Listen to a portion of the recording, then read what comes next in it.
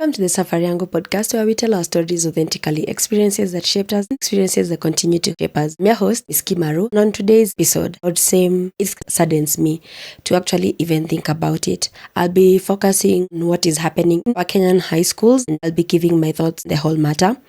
And the question is, where are we failing as a society? Whose fault is this, and actually what can be done?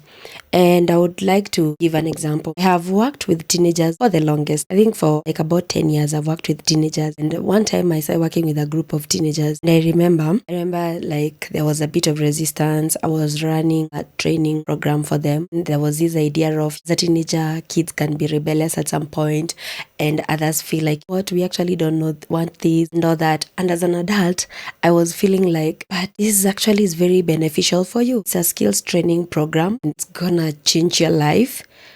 But I think from a teenager's perspective, that particular point, which I had not necessarily envisioned, they were not necessarily seeing my point of view. And this is not to make excuses for teenagers. I'm just trying to lay some background for you. And so, yes, that's how it actually went at first. And after a bit of struggle with these kids, and going back and forth, others don't want to participate in particular programs. Some of them were like, you know what, we're not interested and all that. And then I asked the people around, what do you think can be done? And one of those days we had a conversation with them, and we asked them, so what's wrong and what do we need to adjust?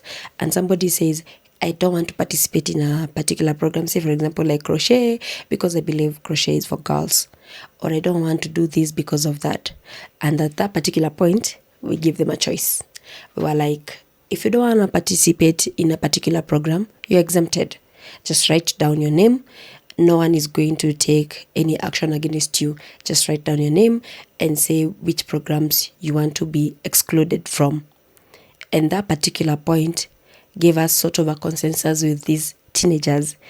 And eventually, as this program kept going on and on, at some point, you would see some of them, even without asking or even conversation, they would now start coming back, because at some point, they actually saw the need of actually doing these things.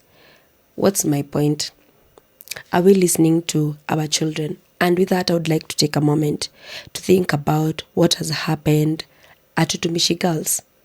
It's actually a very sad thing, and my condolences to all the families who have had to, you take your child to